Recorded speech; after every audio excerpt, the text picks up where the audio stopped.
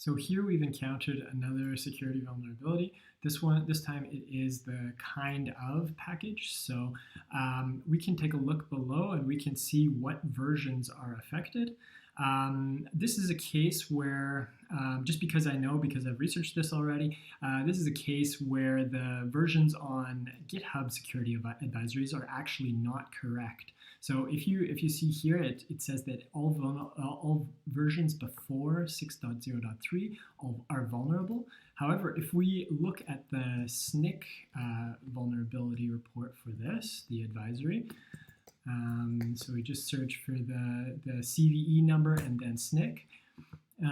Then if you go here, then actually they have the more accurate version range here. So we see that actually it's only the versions 6.0.0 and .1 and .2 that are vulnerable.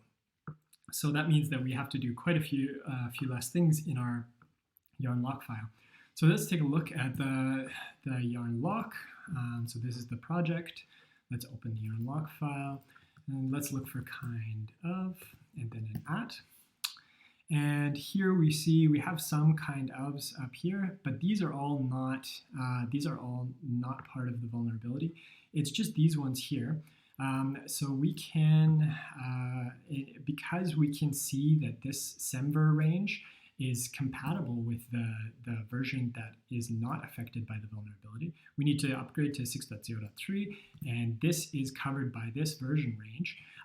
We can just remove this entry, and then yarn will update it automatically. If you wanted to test, if you're not too familiar with semver and you wanted to test with the version range, what we can do is we can put this in the semver tester, semver.npm.js.com.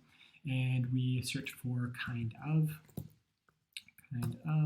and search, and then we put in this version range. We can see that it does cover, the green ones down here, it does cover this 6.0.3. So that means that we can just remove these here, and we can, so the entry starts on this, it starts on this line, and it ends down here. And if we remove these lines, and then we go to our terminal, and then we run this, so run yarn, yarn will go and find a version that is compatible here.